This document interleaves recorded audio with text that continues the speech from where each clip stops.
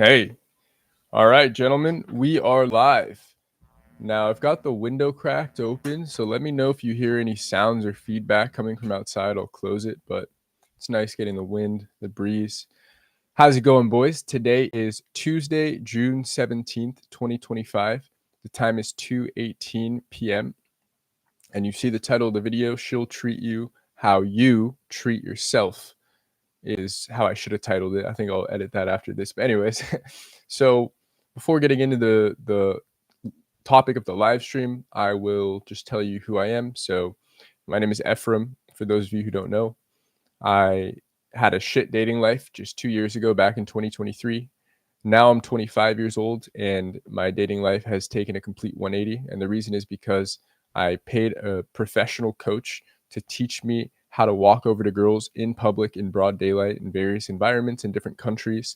And since working with that guy, his name is Christian Casanova, since working with him, my life has not been the same. I've been on more dates than I can count at this point. Got a bunch of evidence on the channel for you to see so that you know I'm not full of shit.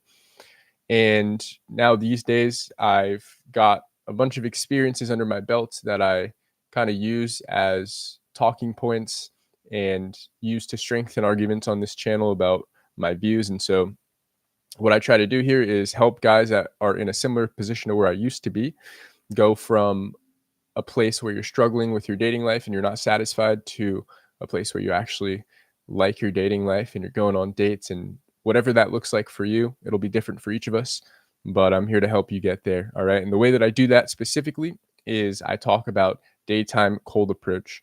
I talk about exactly what I learned because that's my bread and butter. That's how I've been able to line up all of these dates and all of these examples that you see on this channel.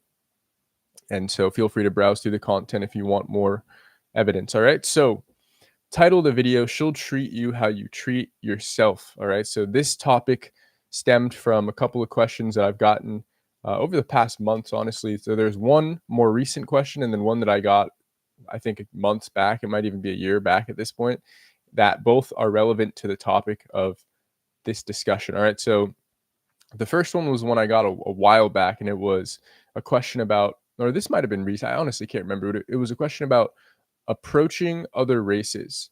So as you can see, I'm a pretty exotic looking guy. And so their question was, I've been to Poland and I'm in America right now. And so even in America, I don't look the most standard. And so their question was like, what are your experiences approaching other races? And then the second question I got more recently from a guy in the school community was a question about bad reactions. This honestly might have been a few months ago also, but his question was about, oh no, this was pretty recent, about bad reactions. And it wasn't even a question. He was just more so using that as part of his post. He was mentioning it, but he was saying how he's had real bad rejections, bad reactions that he's gotten in the past when he has walked over to girls in this manner. And so part of what he was saying is that it's sometimes it's difficult to be super bold and super audacious and put that all behind him when he still has that mental baggage of his past experiences. And so I wanted to talk about both of those questions and tie it into how it relates to this title. So firstly, I will start by going over my own experience and my ethnicity and my background, and pretty much how I think of these things. So for the first guy's question is about, being who you are. What is your experience like walking over to girls that are a different race? And do you ever experience bad reactions because of your ethnicity, etc.? So I am mixed, if you couldn't tell. So I'm half black, half Fijian. So my dad is black, African American, if we're being proper, and my mom is Fijian. She's from an island called Fiji. All right. Now, this one gets kind of interesting, my Fijian side, because on one hand, if we're proper tribal Fijian, then that would make me, I think, Melanesian or Polynesian. Whereas if we are Indian Fijian, which is very common in Fiji, then that would make me half Indian, right? And so I honestly still don't have a firm answer about this. I think it would take me doing a DNA test, but part of my mom's family swears that we are Indian Fijian, and then the other part swears that we are native Fijian. And so My mom speaks Hindi, or I guess more specifically Urdu, and they're all Muslim. I'm not religious, but my mom's side of the family is Muslim. So, and we have Indian features, right? So that would make you think that we were part of the group where I forget how it goes. England colonized Fiji and brought a bunch of Indian indentured servants over there, something along those lines. And so I'd be part of that lineage.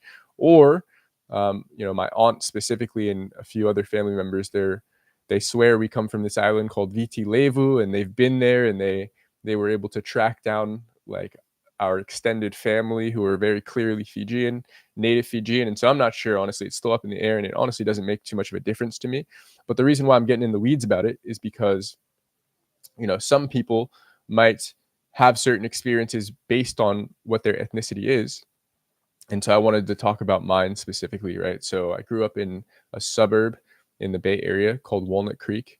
I think it was like 75% of the school population was white, and then 15% was Asian, and then 5% was black, 5% Hispanic, very small percentage. And so, but that being said, growing up, I didn't experience racism. I was born in 2000. I was born in the most progressive state in the United States, yeah, California.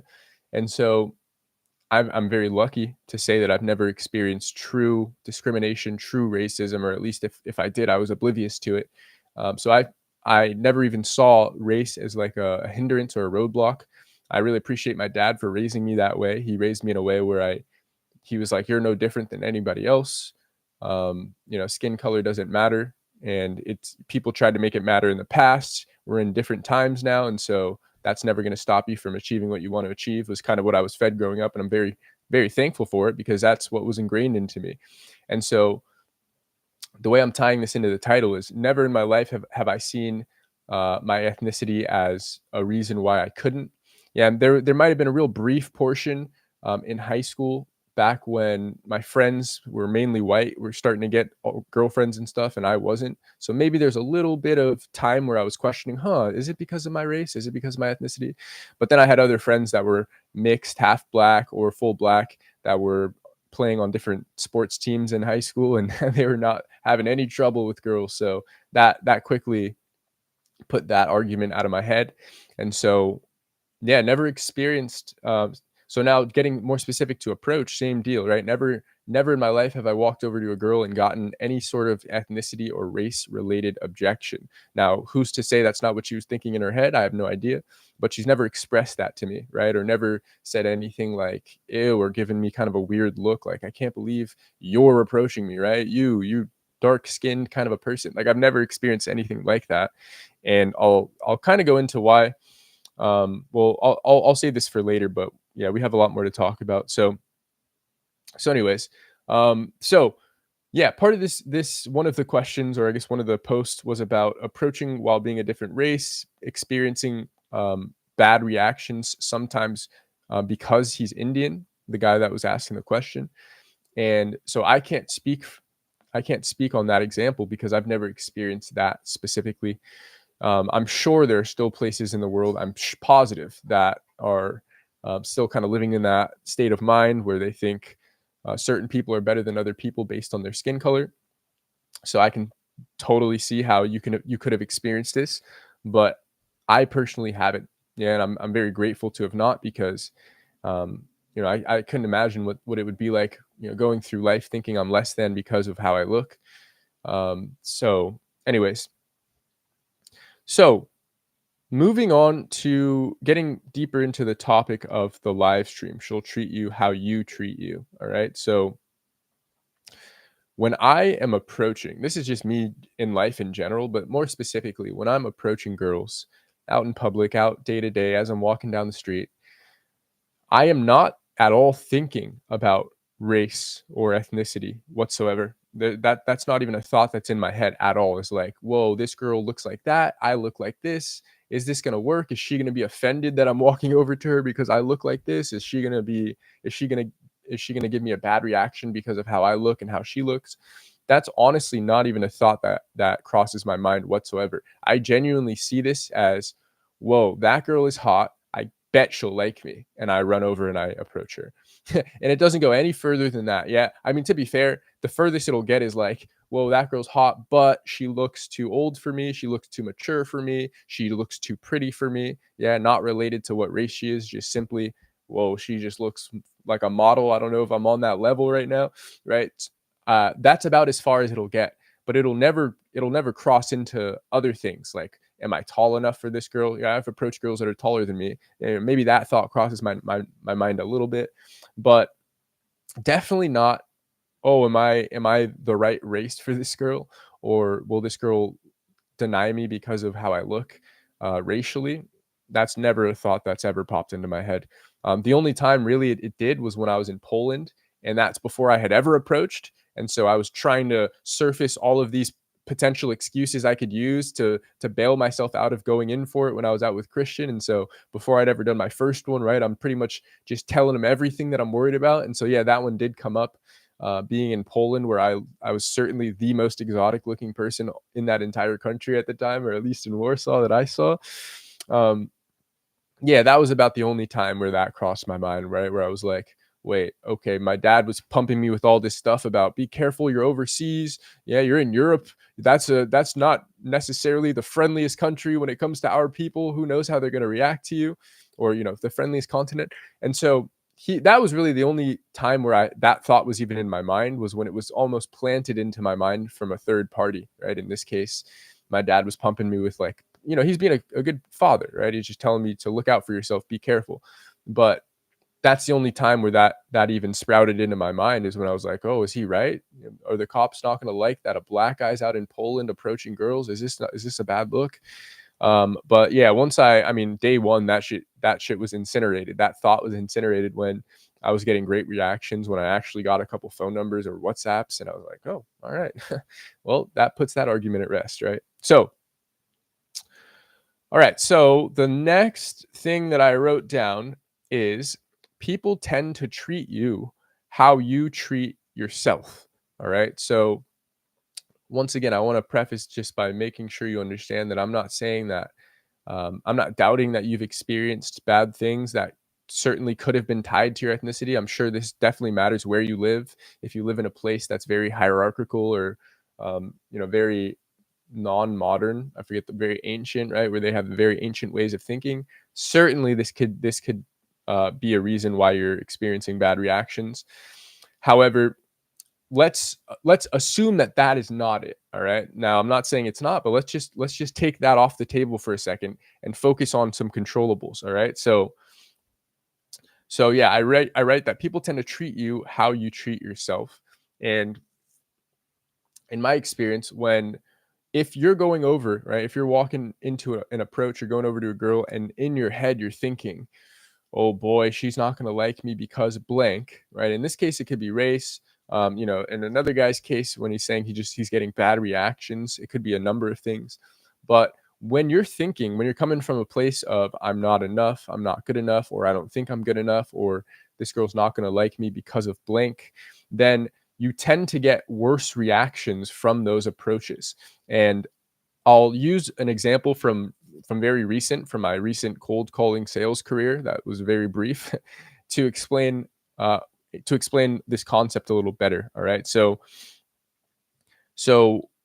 part of one of the cold calling courses that I was taking, and I was applying into real life because I was cold calling all day, was that you tend to get worse reactions from prospects that are on the phone when you're unprepared, sound nervous, sound flustered, sound unconfident, sound unsure of yourself, all of these things.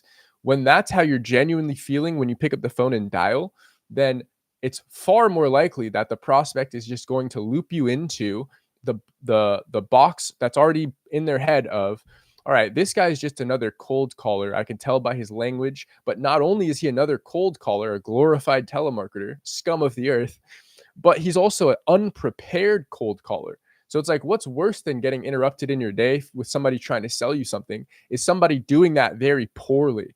Yeah, and they're very uncalibrated, and they pick up the phone and they sound nervous and surprised that you answered, and they sound super unsure of themselves when they're telling you about their product, yeah, that they represent, and they're questioning the product knowledge that they're giving to you. Yeah, they're having to check the facts, or you ask them one question and then they get derailed. And so what I'm getting at is the times when I got the worst reactions on the phone and got hung up on immediately, or somebody told me, all right, we're good, take me off your list, hang up, or they barely let me get through my sentence, were the times when I was the most unprepared, were the times when I had already gone 50 dials in a row, nobody answered the phone. And so the 51st dial, somebody finally answered the phone. I have to click over to the tab because I was playing fucking a crossword puzzle on the other tab. I was like, no one's answering today. Yeah, I got to pull up the script real quick. I got to review the company name. So I'm stalling already going, hi, my name is Ephraim with So Company. And I was reaching out because, and I just sounded flustered and unprepared. All right. That's when I tended to get the worst reactions, is when I was the most unsure of myself. And when I tended to get the best reactions, or people at least didn't hang up on me and listen to what I had to say, was when I was the most prepared, was when I was sitting there, I was making dials, maybe people weren't answering, but I was focused on the task. Somebody finally answered the phone. I got giddy. I went, all right, this is my chance, right? I was really ready. I was already reviewing the company, the number of units they managed, the states that they were operating in, and the laws and stuff. And so I was on it, right? As soon as they answered the phone, hey, this is Ephraim with So Company. How's it going? Good. Yeah, I was just reaching out because I noticed that you guys were using Yardi, and we're actually built into Yardi. We come at no cost. And I was just on it, right? And then they would actually listen to me and give me the time of day, because maybe by that point they realized that I was a cold caller. I was a fucking scum. Yeah, nobody likes us. But at the very least, I was prepared. I sounded like I knew what I was talking about. Yeah, I sounded like I could actually add some value. I purposely were sprinkling in certain terms like, yeah, we're integrated into the software that you already use, right? And we come at no cost to you because we monetize somewhere else. And it's like, these were like attractive things that I was quickly throwing into the conversation.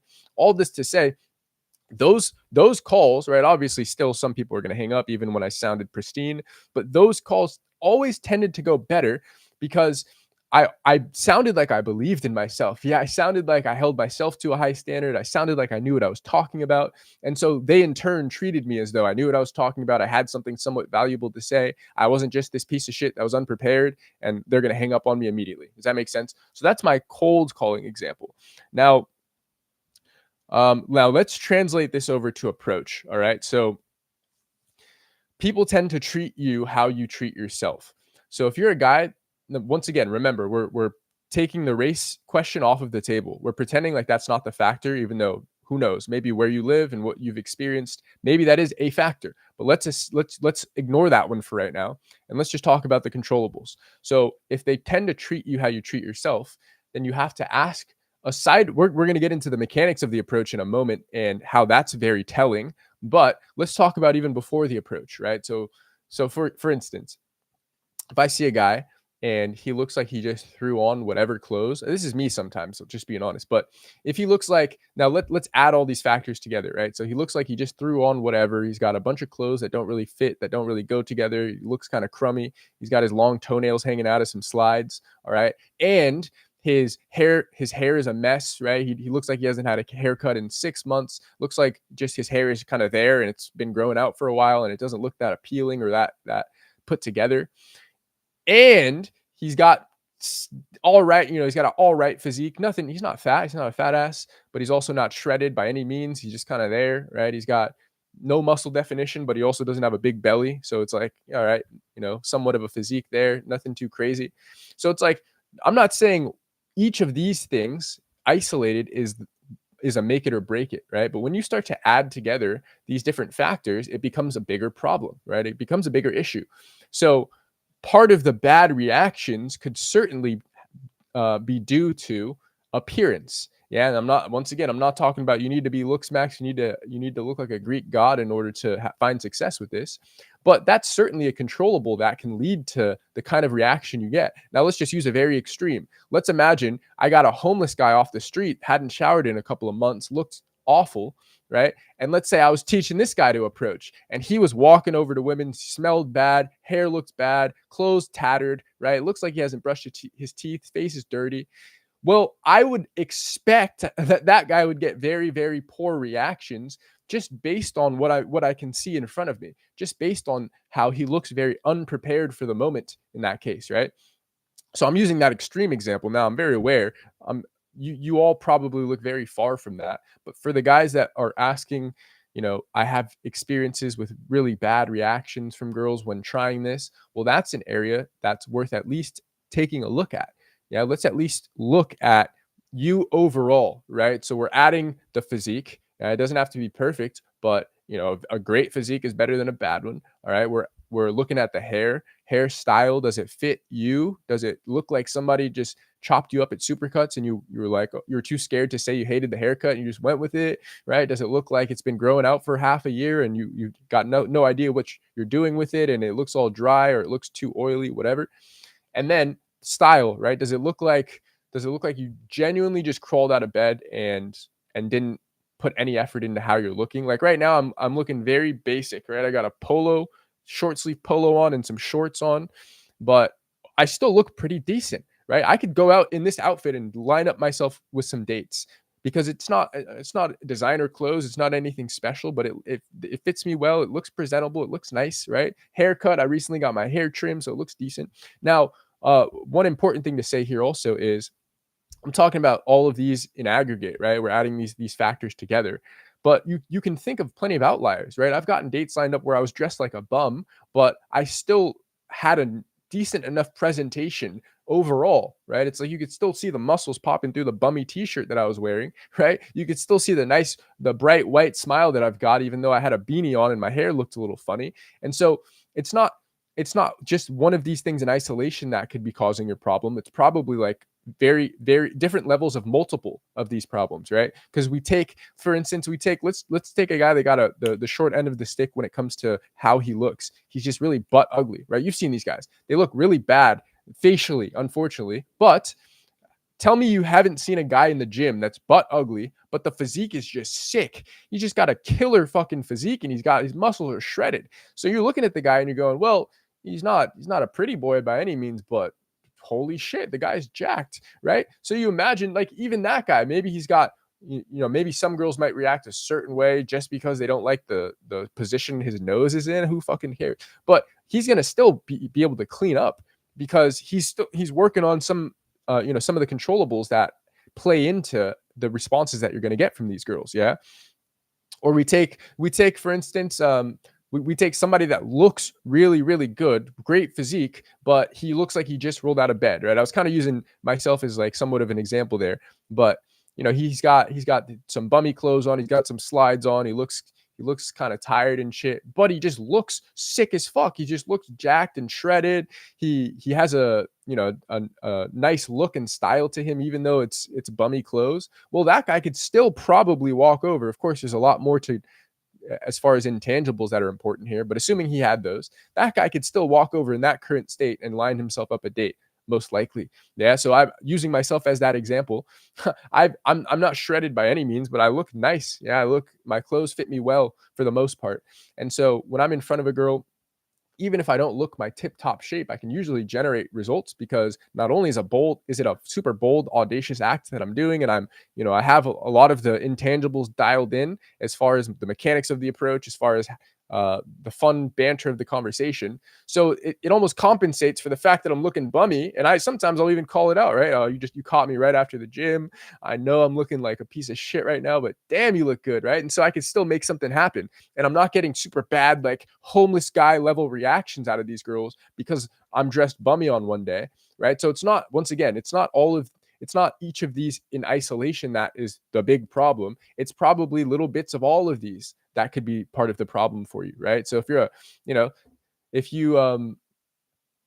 let's say you got good style, but you're just a fat ass, you're just a huge slob, but the style is decent and the intangibles are solid, well, then it's probably a mixed bag, the reactions you're going to get. Some girls are just going to look you up and down and go, ew, he's big, I don't like this guy. Some girls that are more open to it will probably be like, well, at least he looks killer, right? He's got a great style on him, even though he's fat. He's got a great style, and he could still probably get some results. Does that make sense? All right, so what are we getting at with the title, right? People tend to treat you how you treat yourself. Well, a lot of the times your appearance does come down to how you treat yourself, how you see yourself, right? How you view yourself. So somebody that that just doesn't care about anything, doesn't care about their style, doesn't care about their, if their haircut fits them or looks decent, doesn't care about their physique and just is letting themselves go. So it's like all of these negative boxes are checked, and then they go in for an approach. Well, yeah, I could almost predict that it would have gone bad. I could almost predict, because a lot of that, once you are walking over to the girl and she gets to see you for the first time, she's looking you up and down, and her first impression is, all right, so this guy, not only is this guy in just very average shape, but then he also has a weird hairdo right now that it looks like it hasn't been touched in a few days. He also smells kind of funky, right? He's not working on his hygiene much. What else? Yeah, he's also in some odd clothes, right? He's wearing a weird outfit. I don't know. Point is, her first impression of you is, okay, this is how he treats himself. This is the standard he holds himself to. And so that would, in my experience, that would get you a far worse reaction than if you took care of those things, right? If you were in the gym looking decent, yeah. If you experimented with different haircuts and found one that you like and that fits you and style, right, and you were able to find clothes that work well on you, etc. I'm sure that would change the reactions that you're getting, right? Once again, putting race aside, assuming that's not the issue here. Okay. Let's see, what else do we got? Okay, so let's talk about now the actual approach. So we've talked a bit about uh, prior to the approach, the things that are within your control that tend to play into how a girl's going to react to you when you're walking over to her.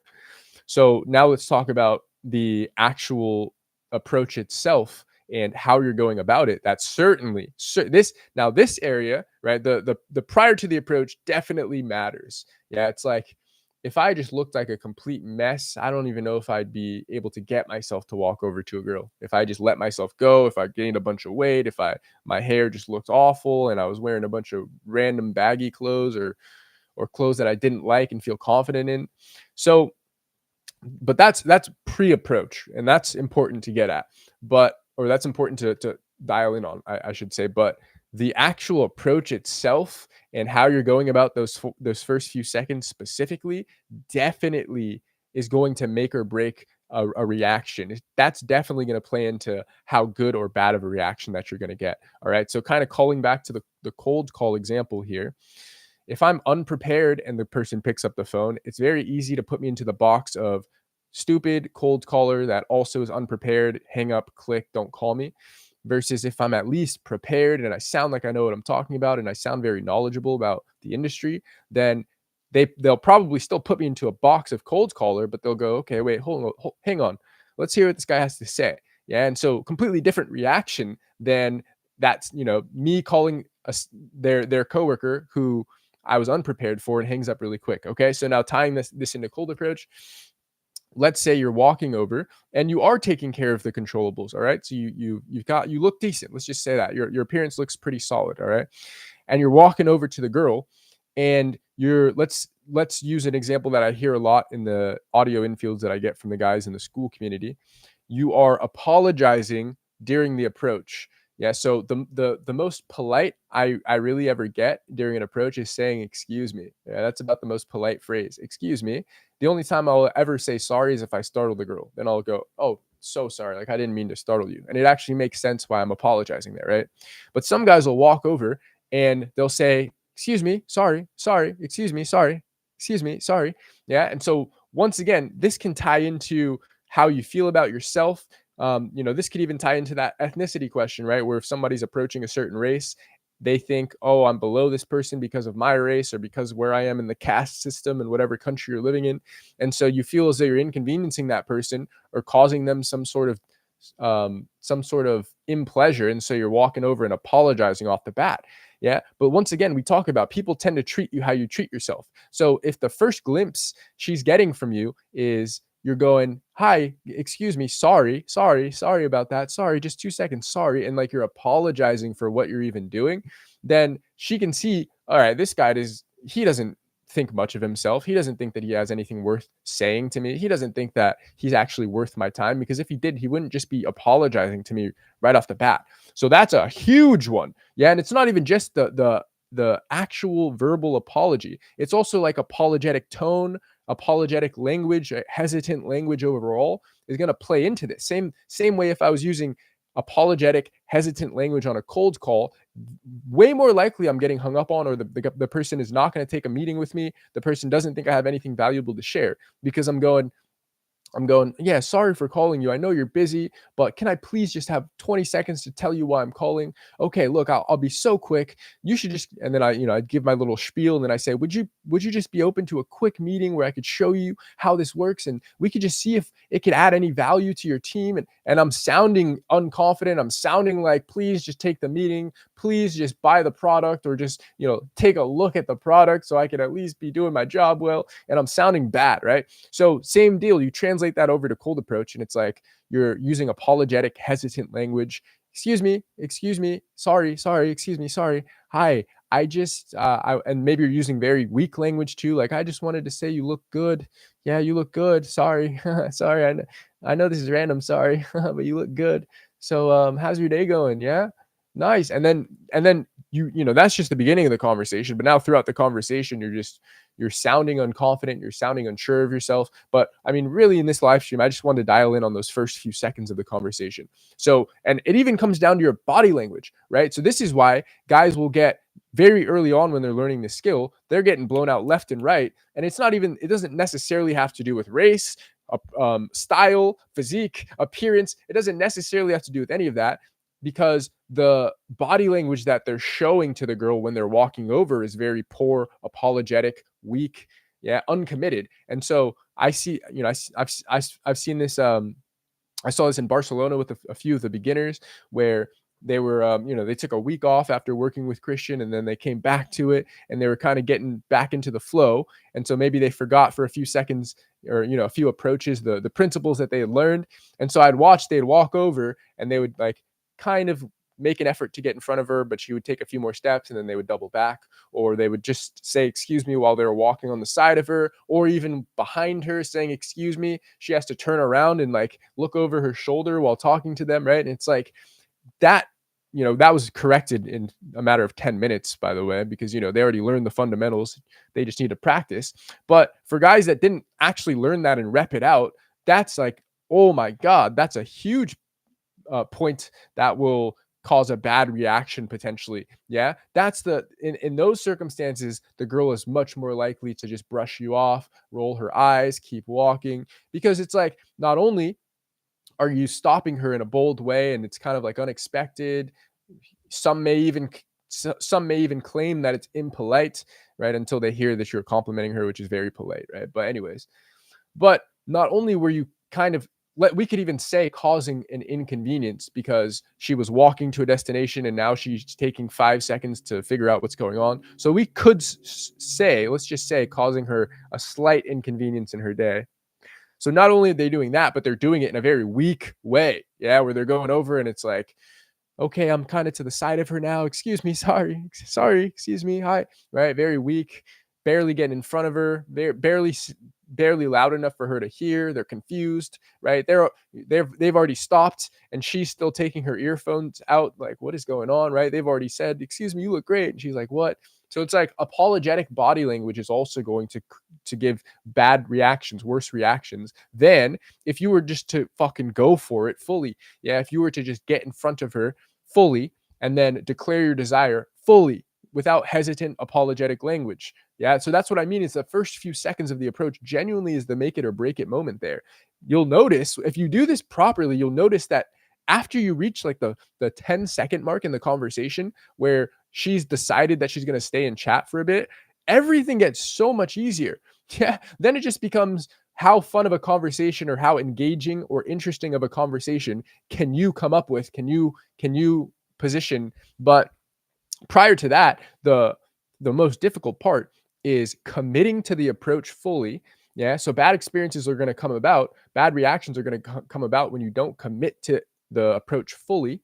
And then certainly, when if you do commit to the approach fully, great. But if you're still giving apologetic language, then that's going to shoot, you're shooting yourself in the foot, essentially, by getting in front of her in a bold, ballsy way, and then going, sorry, excuse me, sorry, I just wanted to say that you look good, and yeah, I just want to, sorry for stopping you like this. And I know this is random, sorry, but yeah, and you're just apologizing for no reason. No, you got to own it, right? You got to own that shit fully. And so that's why as you've seen in my infields on this channel, the ones that go the best, the ones that materialize into dates, are the ones where I just fucking go watch the uh, what was it, 1 or 2 videos ago where I set up the Swedish double date. It's like that's a proper approach right there. Yeah, I got right in front of both of them, head on, squared up with both of them, got them both to stop immediately. Yeah, so it's like it's not like they passed me and I had to backtrack. I was able to stop them just with the excuse me and the hand motion, right? My other hand was carrying my skateboard. So one hand I was going, excuse me. I got both of them to stop right in front of me. And then the first thing I said was like, are you guys twins? No, sisters? Oh, okay, sweet. Well, anyways, look, I passed you. You both look fucking gorgeous, right? And it's like non-hesitant language, very committed language, bold language, on top of a very bold approach, on top of the fact that I take care of my appearance. Yeah, that I don't look like I look like I actually put some effort into my hair. I look like I actually put some effort into my physique and my style. So it's like that's what I mean. The same way, if you add a bunch of these little what's the word, factors, and it builds into a bigger problem if you're lacking in all these areas. Well, if you're pretty solid in a lot of these areas, then same deal, it's going to build up into a very good reaction. Yeah, and so you notice it's like when you've got a solid look to you, you found a decent look, you're in the gym, so you got a decent physique, plus you what's the word, you do, damn, there's a better word for that. But anyway, you do a very solid approach. You execute, there it is. You execute a very, very solid stop where you just stop them with your voice. You're not having to drag anything on. You're not having to like backtrack or take a few steps with them. That's just the best case scenario. Plus, you give a very hard hitting, bold, audacious compliment where everybody can hear you and you're being very loud. That is what turns into a very great reaction, as you saw in that video, where they both threw their heads back and they're laughing and they're going, oh my God, thank you. Wow, oh my God. That's what creates a very good reaction. Yeah. So we've been focusing mostly on what creates those bad reactions, because she'll treat you how you treat yourself. Right. So when we're looking at this from a good reactions perspective, she's seeing the first context that she's getting about me is this is a guy that looks like he takes care of himself, right? I even remember in that conversation, I don't remember if it was clipped or not, but in that conversation, one of those 2 sisters even told me, yeah, we saw you as we were crossing the street, and we were talking about you or something like that. Like we were talking to each other about you, or we were pointing at you or something like that, right? So that's what I mean is like, off the bat, I already had the upper hand because I take care of the appearance portion. All right. Now add on top of that. So she's looking at that going, all right, that guy, he holds himself to a decent standard. All right. I'm not a bodybuilder. I'm not anything too crazy, but I mean, at least I look good. Right. So, okay. He holds himself to an attractive standard. Plus, when he walked over to me, right, from her perspective, he did it in a very bold, like, hey, world, this is what I'm doing. I don't really care what you guys think. I'm just going for it, rather than like kind of creeping around the side and like walking with them, right? I could have executed that so poorly. Imagine the 2 sisters were walking in the same direction as me, and I just like came onto the left side of one of the sisters and talked to like her, and I was like walking with them, and I like leaned over and waved at the other one, and I was walking a lot poor, or a lot weaker of an approach than stopping them boldly in their tracks like I did, right? And then you add on top of that the compliment itself was very bold and committed and hard hitting. And so it's like all of these little factors, they're not all make it or break it, but when you add them all together and they're all done well, boom, you get a very, very, very good reaction most of the time. Once again, same way I can do everything perfect on a cold call and still get hung up on. I can do everything well during an approach and still get blown off. But this is going to limit that just so much more, to the point where these days I barely get those really, really bad reactions. Mostly the only times I get bad reaction is when I execute the stop poorly, which is controllable, right? It's when I do something where I'm kind of to the side, where I don't get fully in front of her before saying, excuse me. It's usually in my control. And then the ones where I do execute a really, really good stop, and then she just keeps walking, or doesn't really give me the time of day. Well, that's just part of this, right? That's just how this goes. That's just a girl that wasn't going to be interested in me no matter how good the fucking stop was. Yeah, no matter how perfect the compliment was or whatever, she just simply wasn't interested. All right, so the last bullet point I put here is, oh yeah, well, just to end on the previous bullet point, I say don't apologize during your approach. You're just trying to get a date, right? So that, if you wanted to know the reason why you don't need to be using apologetic language, is because it's not just because of how you see yourself, and you shouldn't be seeing yourself as somebody that needs to apologize, but also just think about what you're doing. Yeah, all you're doing is trying to get a date. Like, it makes more sense to apologize if you're going up to her to try to sell her something and take dollars. Yeah, or you're trying to take dollars to into a donation. Then it makes a little more sense to go, sorry, 1 second, I'm just raising money for the Wildlife Foundation. All right, maybe even then, I wouldn't apologize if I was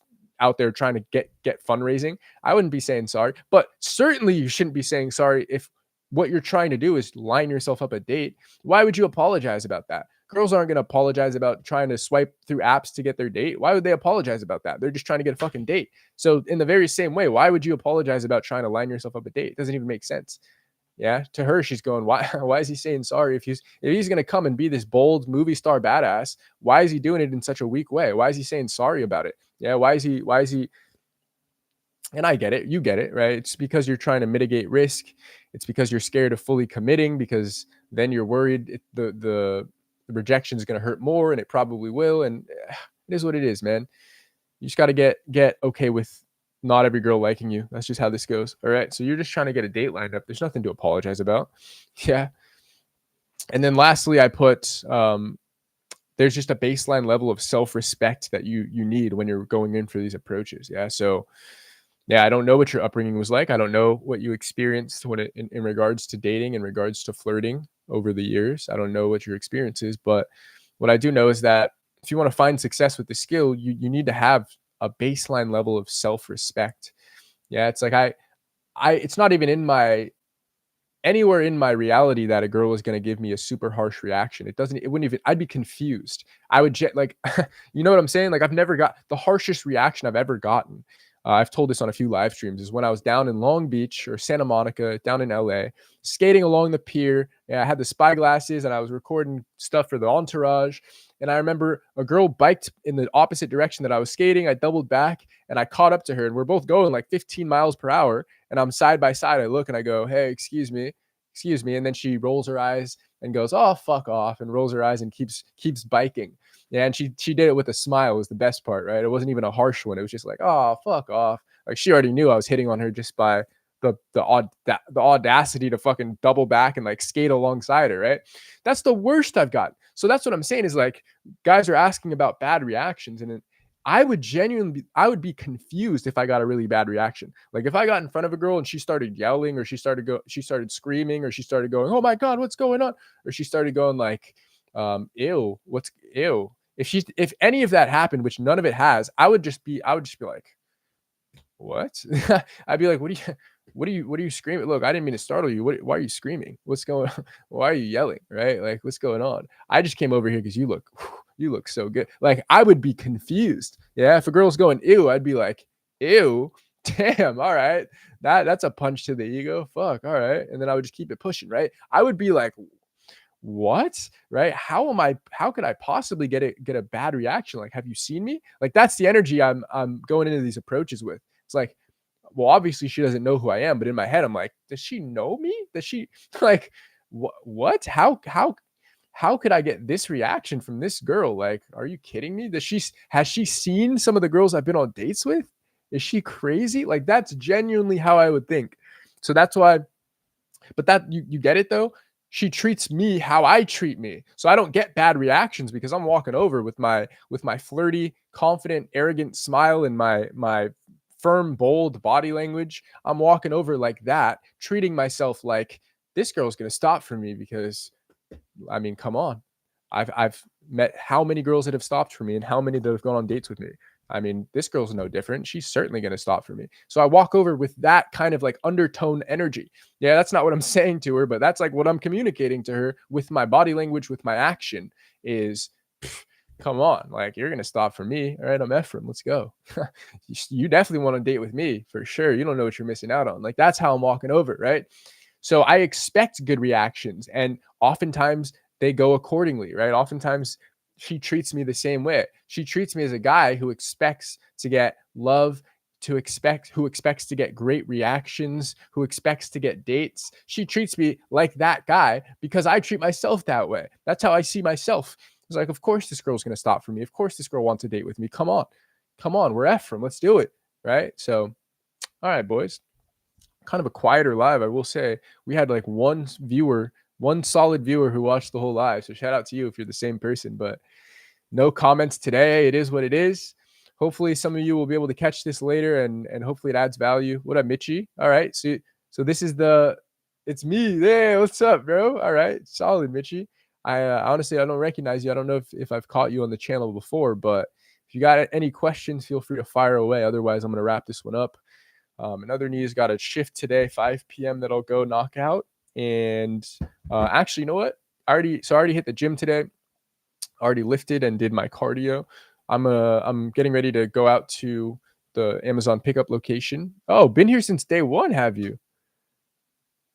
What up, Mitchie? All right, well, fucking welcome, man. I don't know why I haven't seen you around, dude. Maybe you just don't comment too much. But I'm not, wow, been here since day one, man. That's flattering to hear. And you're still here a couple of years later. That's great, man. Fuck yeah. Yeah, go ahead and ask your question. But I'm gonna be heading over and editing some of the videos that I recorded yesterday.